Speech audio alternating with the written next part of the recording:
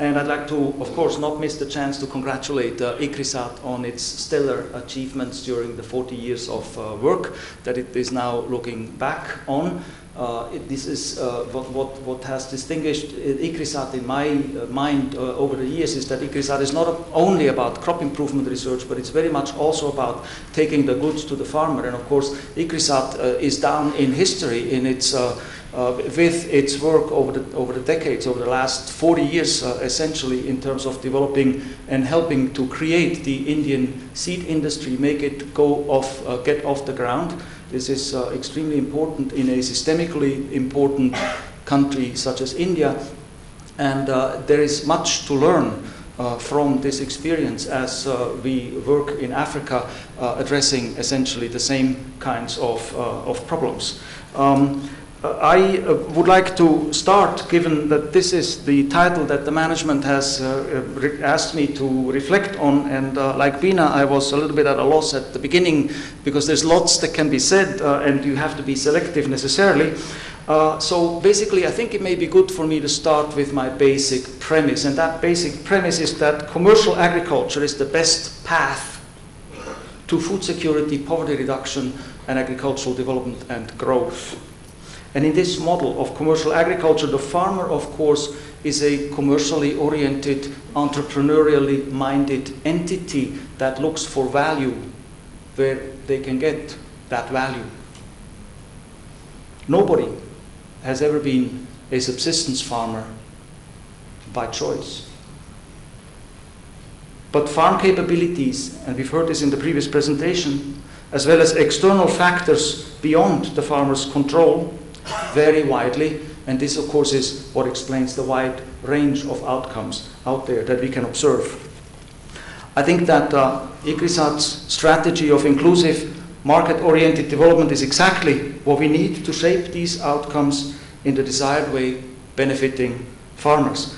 I congratulate ICRISAT on opting for this strategy, because by opting for this strategy, ICRISAT signals correctly, in my view, that in today's day and age, and this may have been different during the Green Revolution period in a country such as our host country today, improvements in production require remunerative links to markets. As Vilidar has said, isolated techno-fixes will not do the trick by themselves. Why is this so? This is so because improvements in production typically require purchased inputs.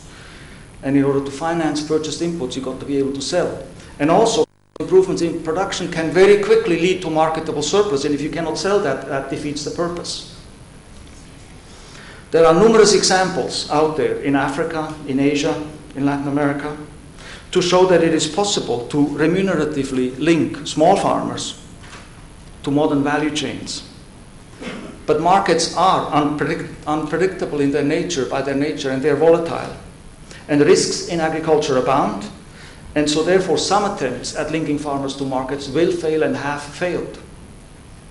There are also numerous examples to show that the private sector is doing a better job than government, marketing inputs and buying up farm outputs.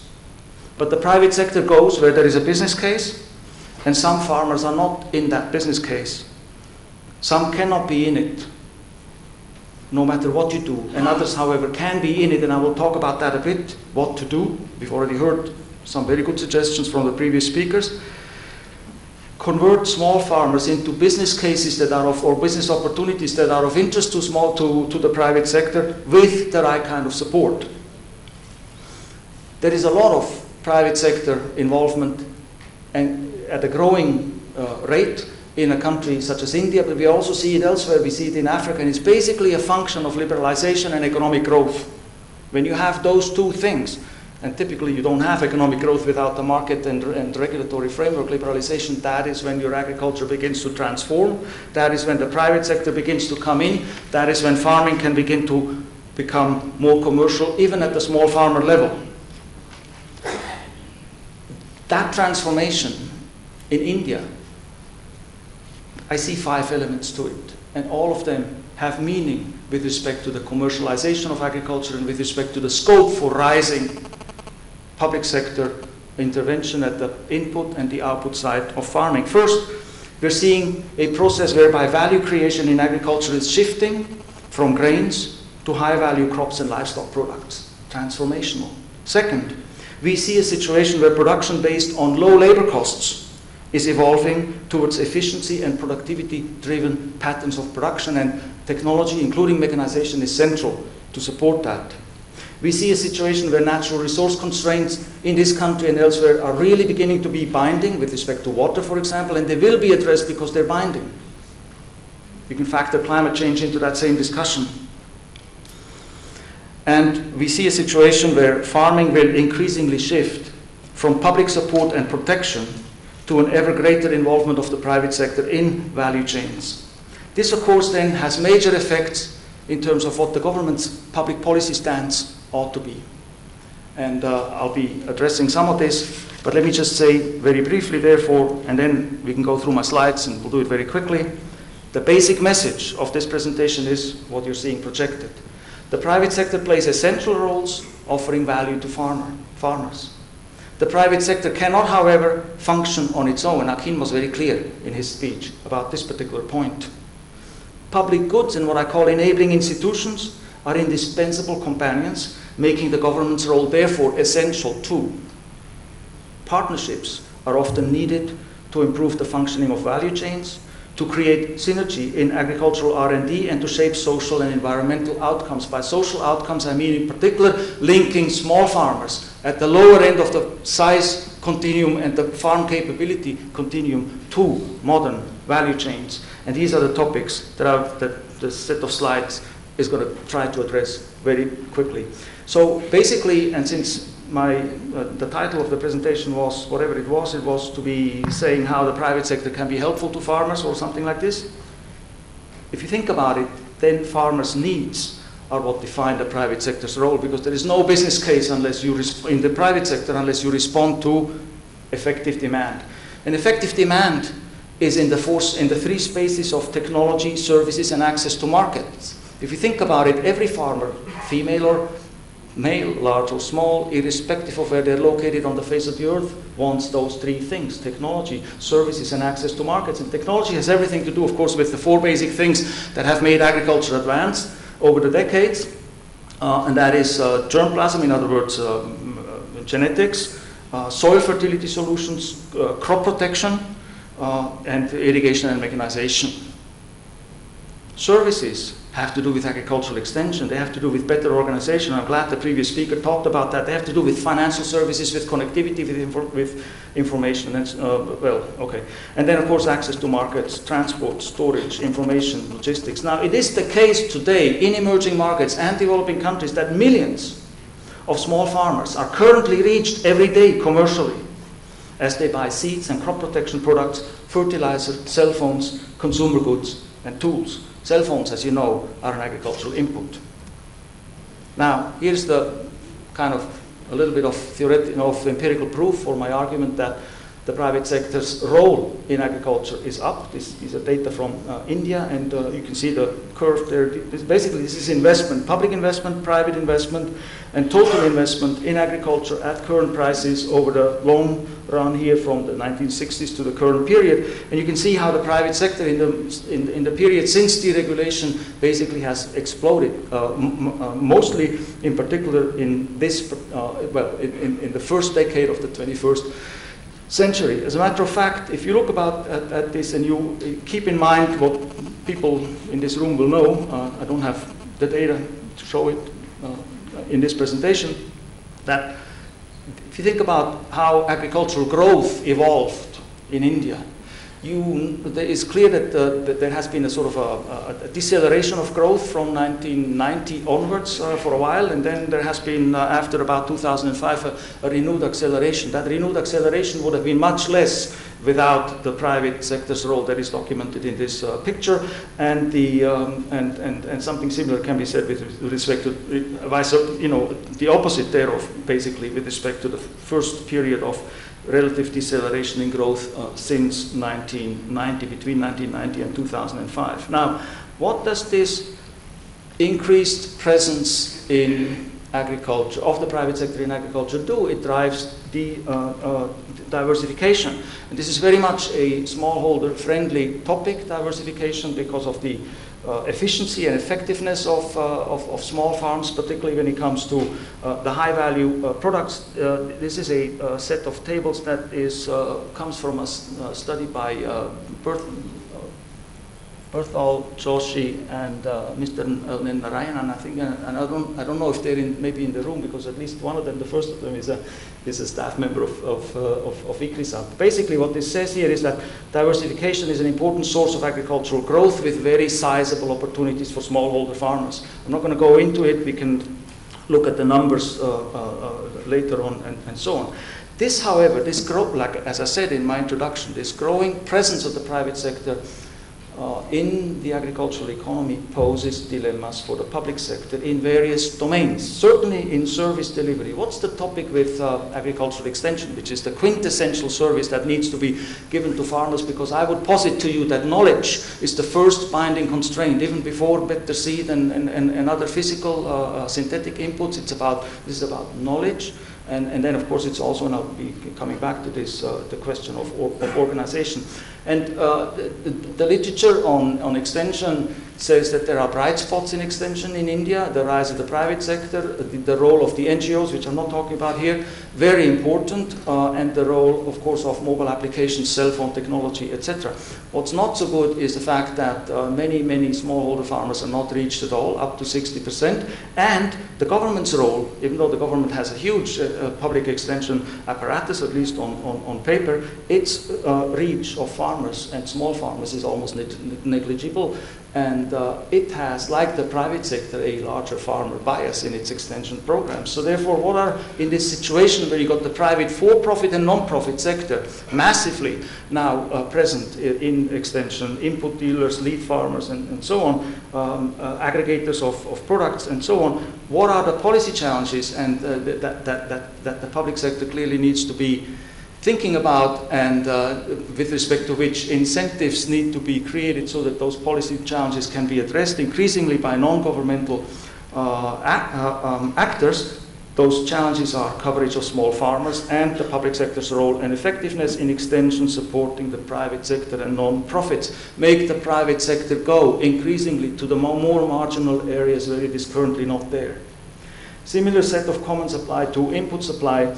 Seed systems, we have a vigorous private seed industry, of course, in this country, and this is true for other, as I'm saying, emerging markets also. And this rise of the private sector in the seed industry leads to numerous public-private interfaces where good practice and rules need to evolve, whether it be in acquisition of source seed, that is breeder and foundation, seed multiplication, quality control, conditioning and storage, and a number of other considerations. And the same type of argument can be made with respect to ag-research. Agribusinesses in India are making major investments in research and producing innovations that are extremely important to farmers. About 70 companies, according to research we've done this year, are undertaking spending money on ag-research in India at this time. This includes not just crop improvement, not just the genetics part, of course, hybrids and biotech and so on. It very much includes mechanization, fertilization, crop protection, and so on. And this leads to this discussion, which is a long discussion that's been going on in the country, it's still going on, that says that public ag research in this situation is at a crossroads. It looks back at a stellar past, but it needs renewal in the face of changed circumstances. One aspect, therefore, of those changed circumstances is the rise of the private sector, as well as in the context of the current newly pronounced, actually reconfirmed in the 12th plan, because it was already on the books in the 11th plan, ambitious agricultural growth rates of 4% per year. Major implications for research needs to develop technologies for rain-fed agriculture, for the new dynamic types of agriculture as agriculture diversifies and so on. And this nowadays calls for public-private cooperation in agriculture. Didn't call for public-private cooperation in agriculture before the advent of the seed industry. Nowadays we have a situation where, certainly in the modern, advanced methods and science of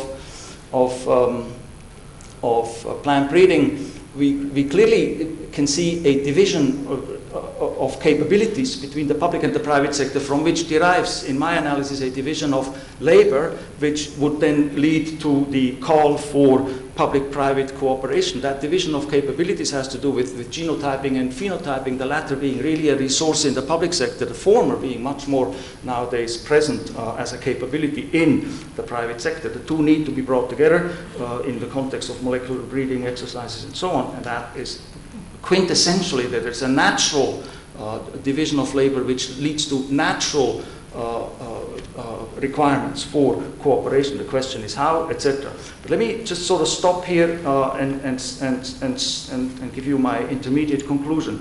It's a brave new world out there in the sense that we have pervasive private sector presence, but there are still problems all the same, because we've got lots of small farmers that are still not linked to those markets. Many value chains do not function well, some don't function at all, and many farmers remain unreached. Now, some farmers cannot be reached. They're too poor, they're too far from markets. Commercial farming, we got to recognize it, is simply not their ticket to prosperity. They cannot be helped as farmers. They need other public policy support. Narega is one example. Income transfer. We got to recognize that. It is not productive to try to get the private sector to work with and for the poorest of the poor, because that cannot work. We got to recognize that. However, in a world of growing markets,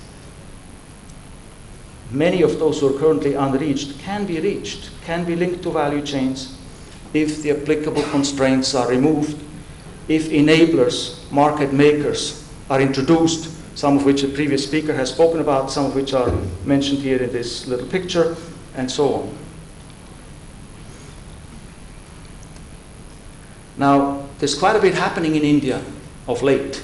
There has been a lot happening actually almost for 20 years now in this space of private sector getting interested in seeing how they can work with small farmers co-creatively, with the benefit in the end that we, the likes of us, want to see, which is linking farmers to markets for the purpose of improved welfare indicators at the level of those farmers.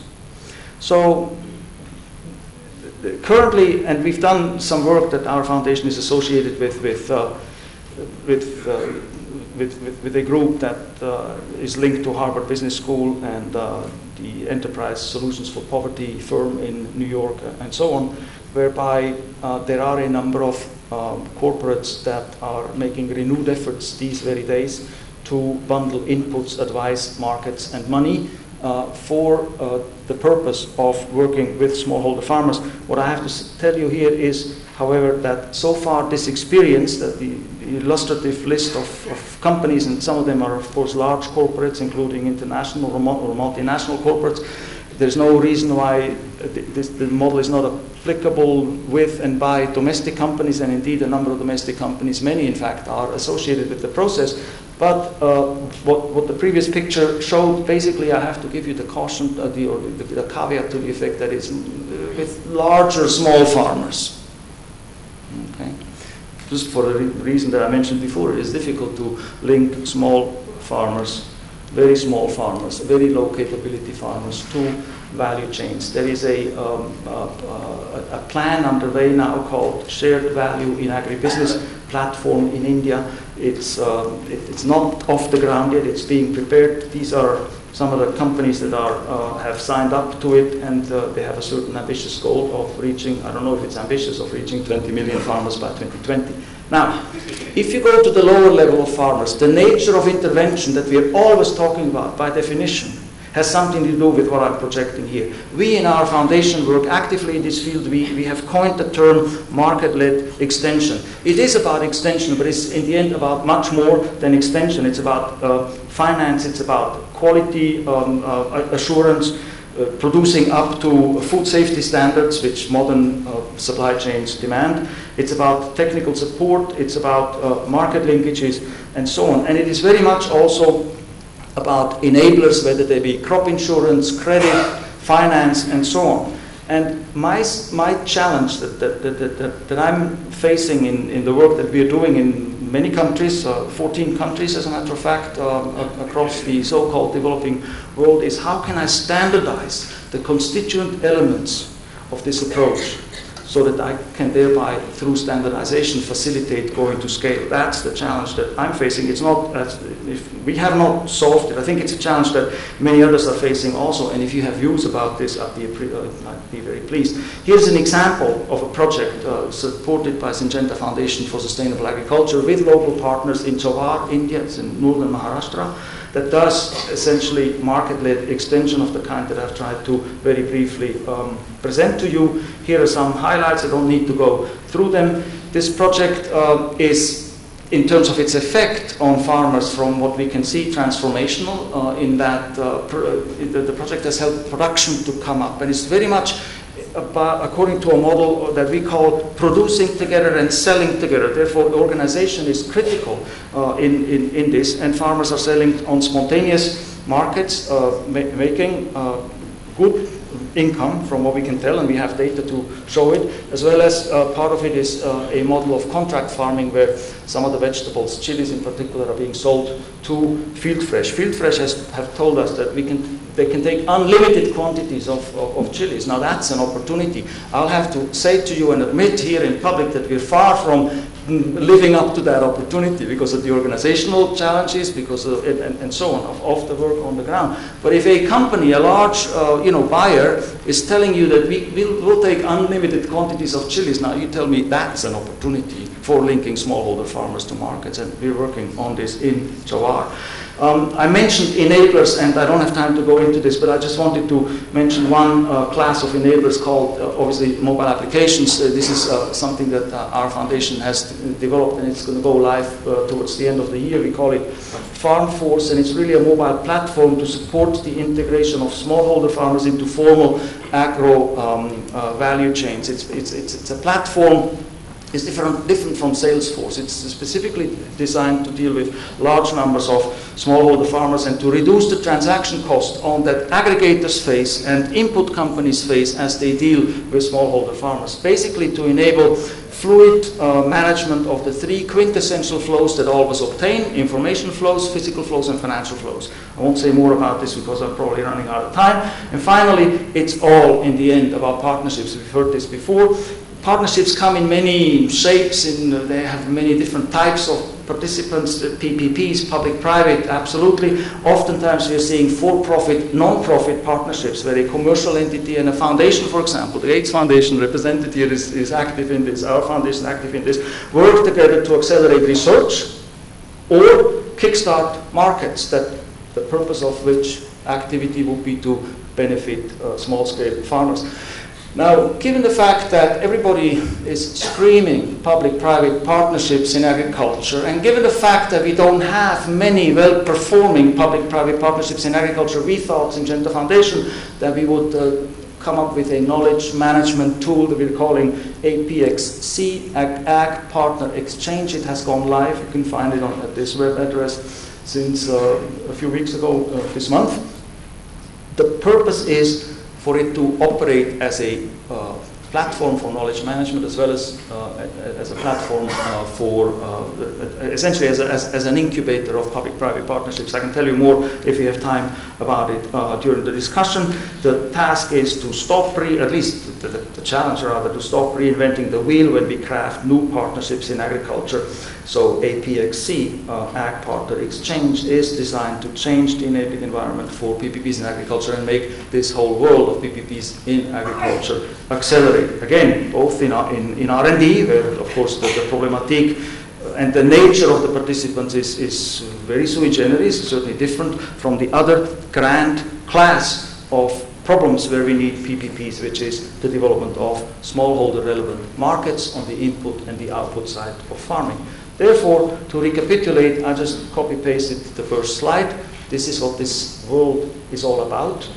The private sector is important. The private sector, I predict, will be much more important in the context of economic growth that we're seeing in Africa. We're now in the 10th year of positive per capita growth after a generation of stagnation. That transforms agriculture. It raises them, it increases the markets for food, and it is on the back of that wave of growing food markets that we have a unique, historic, heretofore not existing chance to make a sizable and lasting contribution to the question of rural development and linking smallholder farmers to markets. Thank you very much.